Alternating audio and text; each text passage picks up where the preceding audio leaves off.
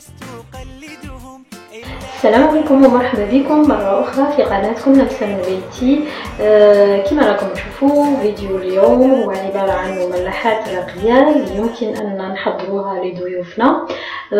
ممكن تقدموها في العشية قبل القهوة مع العصائر أو بعد القهوة ولا لاتاي، أو أيضا تنجموا تقدموها كوم دي زونطري قدام الغداء ولا العشاء لو اللي نتوما راكم تحضروا في الغداء ولا في العشاء. وأيضا تنجموا تقدموها في البوفيه تاع الأفراح ولا تاع لي زانيفرسير، على حسابكم نتوما كما تشوفوا الحاجه اللي تساعدكم. هي تتحضر بالخف وتجي بنينه. ايضا اذا كان يهمكم تابعوا الفيديو للاخير. أتقبلهم الناس لست أقلدهم إلا بما يرضيني كي أرضيني. سأكون أنا مثلي تماما، هذا أنا فقناعتي تكفيني. لكنتي أول مرة تدخلي للقناة نقول لك أهلا وسهلا ومرحبا بك في القناة، وما تنسيش أختي تشتركي فيها وتفعلي الجرس ليصلك كل جديد. وإذا عجبك الفيديو عاملي جاي باش تشجعيني باش نواصل في هذا المشوار. نبدأ بسم الله على الصلاة على الحبيب، اللهم صل على محمد وعلى آل محمد. نحتاج في الوصفة تاعنا إلى 125 غرام إلى الزبدة بحرارة الغرفة، وإلى 250 غرام إلى الفارينة، وإلى حبة تاع بيض، وزوج ملاعق كبار تاع زيت الزيتون، و50 غرام تاع فروماج غابي، وقرصة تاع ملح، والتنسيمة كيما انت تحبي. انا استعملت لهنا الزعتر. نبداو بالزبدة اللي تكون بحرارة الغرفة، نقطعوها على هذا الشكل مكعبات، نزيد عليها رشة خفيفة، ما تكتروش الملح لأن الفرماج هو ديجا مالح، ونديرو لها هكا باليد نغموها مليح، ومن بعد نضيف عليها 100 تاع فرينة، ونحاول اني نصابليها مليح بحيث ان هذه كاع الزبده ندمجها مع الفرينه. نحاول باش نحكها هكا بيديا، هذه المرحله جد مهمه باش يجي الصابلي تاعنا يجي هشيش وشباب. نضيف عليها الفرماج غابي، الا ما كانش عندك الفرماج تنجمي تستعملي فروماج بورسيون، تستعملي حوالي 5 قطع، وزيدي عليها التنسيمه اغ دو بروفونس، ولا انا لهنا استعملت شويه زعتر، ونزيد عليها الحليبه تاع البيض، ونزيد عليها 2 ملاعق كبار تاع زيت الزيتون. لا ما كانش عندك ديري زيت المائده عادي، ونلم جميع المكونات بالاصابع، نحاولوا باش ما ندلكوهاش باش تقعد معنا هشيشه العجينه. هذه بعد ما كملتها شوفوا كيفاش راهي تجي القوام تاعها تجي طريه. اذا ما تلمتلكش تنجمي تزيدي 2 ملاعق تاع ماء باش تلميها. انا لهنا تلمت لي عادي. نوضعها في كيس بلاستيكي ونخليها في الثلاجه ترتاح لمده نصف ساعه. كل ما مرتاحت كل ما النتيجه اللي تعطيها لنا احسن. هذه بعد ما ارتاحت العجينه انا استعملت هادو ليمون، واستعملت ايضا ليمون تاع سيليكون. حطيت هذاك الكيس فوق العجينه باش ما يصغليش في الرولو تاعي، ونحاول اني نحلها بالحلال بهذه الطريقه. ما تكونش لاباط تاعنا غليظه بزاف وما تكونش رقيقه، ما فيهاش الخميره، غادي كيما نديروها كيما غادي نسيبوها. نقطعها على هذا الشكل مربعات،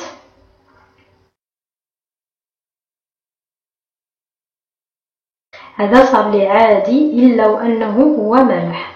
هذا هو السمك تاعها كما راكم تشوفوا. لا انا خديت فرشات وثقبتها هكا باش ما تنتفخليش، باش تحصل على النتيجه غير هي ما يكبروليش. ومن بعد نوضعها في الفرن اللي يكون مسخن على 180 درجه حتى تحمر لي من تحت.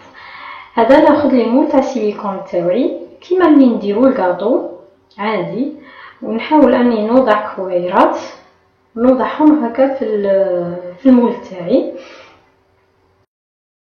انا نكمل جميع لاباط بهذا الشكل ونضعهم يطيبوا في الفور كيما نطيبوا صابلي عادي. نمر الى تحضير الكريمه. لاني غادي نحتاج الى الكريمه السائله بطبيعه الحال اللي تكون بارده، اللي دائما نستعملوها 30%. واستعملت الى 4 فروماج غابي وشويه تاع ملح وبودره الثوم والفلفل. دونك لهنا نحاول اني نخفق الكريمه تاعي اللي تكون بارده، نطلعوها على لا شونتيي. هذه الكريمه راهي متواجده في الاسواق، تنجموا تصيبوها بارتو، الا تكون من 30% الى ما فوق. دائما نركز على هذه لان ما كانت كيما هكا ما تطلع لناش الكريمه تاعي. نضيف عليها قرصه تاع الفلفل والقرصه تاع بودره الثوم وقرصه رشه خفيفه تاع ملح. بودره الثوم لما كانش عندك رابي الثوم مليح، يكون رقيق مليح. ولهنا نضيف عليه الفرomاج بورسيون، القطع تاوعي. وفي نفس الوقت الكريمه تاعي راهي تطلع تخفق. لهنا نرابي شويه نواد الموسكات فوقها باش نحسن من الذوق تاعها. هذه اسمها كريمه الجبن بالثوم، يجي الذوق تاعها رائع. نخلط الكل مع بعض ونوضعها في كيس. لهنا انا خديت هادو ليمون تاوعي، خديت هذا الشكل وهذا الشكل اللي راني غادي نوضع فيهم الكريمه تاوعي. وهذه الكريمه تاعي غادي نوضعها هكا في الوسط، من بعد نسقمها ونوضعها في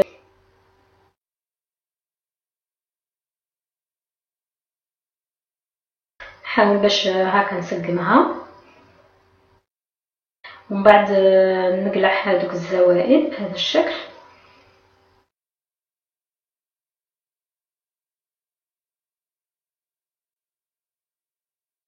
ومن بعد خديت هذه افوكادو، هذه غير انا بغيت نزيدها، تنجمي تستغني عليها. بغيت ندير زوج كريمات متبدلين.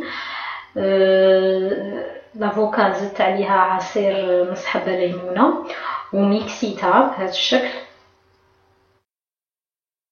واللي تبقى لي من كريمه الجبن ضفت عليها هذاك لافوكا وخلطتها بهذا الشكل، غير باش نتحصل على نوع اخر من الكريمات وهي لا باز غير هي. خلطتها جيدا بدون اني ما نكسر هذيك الكريمه تاعي. هذا هو الصابلي تاعي بعد ما طاب. لهنا وجدت الصوالح اللي غادي نزين بيهم. استعملت هذا تاع الورقه، درت على شكل الورقه. نتوما الاشكال فيكم اللي تحبيها تستعمليها. لهنا درت نقطه هكا رقيقه وديت الكاشير تاعي ودرته ثاني هو اللي قطعته على شكل ورقه وحطيته وضفت عليها هكا نقطه غير باش نلصق. وهذا الفرomاج تاع الساندويتش ايضا قطعته على نفس الشكل. ولا هنا في الحواف راني غادي ندير هكا نقاط كيما هكا بالكيس تاعي يساعدني. التزيين يكون لك اختياري نتيا وش تبغي تزيني هكا. عمرتها بهذا الشكل. ولا هنا بالقشره تاع الطماطم قطعتها رقيقه وضعتها على شكل ورده لويتها على روحها. ولا هنا كورنيشون اللي غادي نقطعها شويه رقيق ونحاول اني ندير على شكل ورقه ونحطها هكا بجانب الورده. وهذا هو الشكل اللي تحصلت عليه. وفي الجانب شوفوا كيكون ملون. تنجمي تقدميه ديري غير وحده وتقدميه بهذا الشكل يجي شباب، او انك تكملي كاع معايا لي موديل. لأنا خديت كاري تاع الصابلي وضعت عليه هذيك الجبن تاع اللي كان تجمد لي في المول تاع السيليكون اللي خليتهم حوالي 4 ساعات. قلعته غير بشويه وضعته بشكل معين مع الكاري تاع الصابلي. وفي الاطراف كما راكم تشوفوا درت المايونيز في الشكاره في الكيس، ودرت المايس هكا باش يلصق، باش ديك المايونيز تلصقهم لي حوالي 3. وفي الوسط درت ايضا الكاتشب اللي وضعتها في كيس، وضعتها هكا في الوسط. شوفوا الشكل تاعها يجي شباب.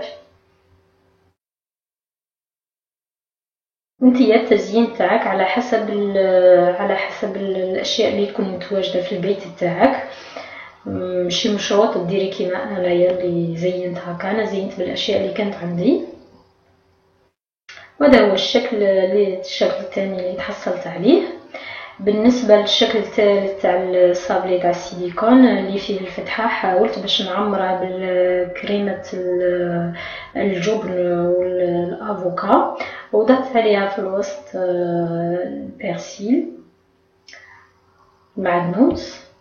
ولا هنا بالكيس اللي فيه كاتشب حاولت هكا باش نزيكزاكي او نضع هكا نقاط هكا انتيا واش تحبي. هذا الموديل الثاني تاع كريمه الجبن اللي وضعتها في السيليكون، واختاريت هذا الشكل وضعتها بهذا الشكل. استعينوا دائما بشويه تاع مايونيز باش تلصقوه باش يثبت ما يزوجش، ويكون بهذا الشكل. وفي هذوك الثقوب تاع الطابع تاعي راني غادي نزينهم، واحده مايونيز وواحده كاتشب نعكسهم بهذا الشكل.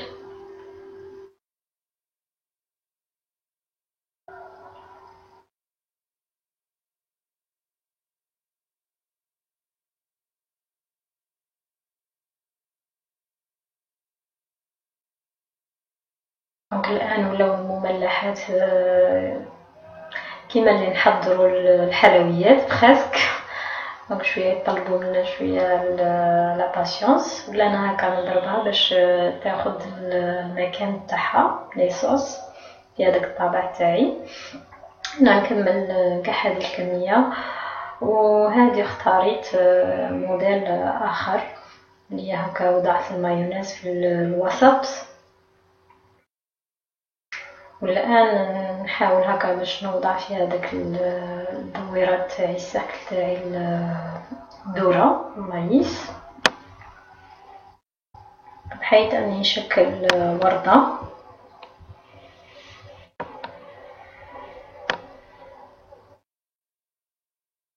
ومن بعد خديت الكريمه تاعي الجبن والافوكا ونحاول هكا ندور عليها.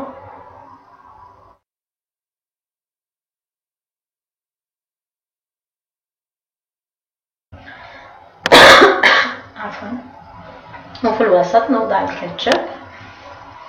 وكانوا هادو هما لي موديل تاوعي اللي خرجت بيهم. يوجد عده افكار، نتيا ملي تقعدي تخدمي تقعدي هكا تتفني.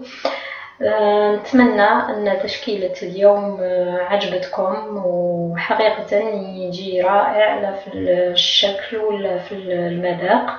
لهنا نقسمها معاكم حبه باش تشوفوا كيفاش يجي القوام تاعها. شوفوا الصابلي تاعي راه ينقسم بكل سهوله. هذا هو يجي كيما الصابلي تاعنا، مي هذا مالح ماشي حلو. والكريمه تاعي راهي قاضبه ايضا روحها. نقسم لكم ثاني الثانيه.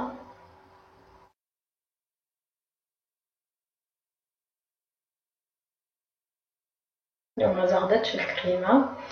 وكريمه الجبن اللي وضعناها في المجمد، لهنا صايدي زعما ما راهيش مجمده، هاي كريمه. وشوفوا ما تخافوش منها، شوفوا القوام تاعها كيكون متماسك وشباب. نتمنى انها عجبتكم. ولا عجبتكم ما تنساوش تعملوا جيم لا فيديو باش تشجعوني باش نكمل. وما بقى لي غير نقول لكم تهلاو في روحكم حباباتي واخواتاتي، والى فيديو اخر ان شاء الله. سلام.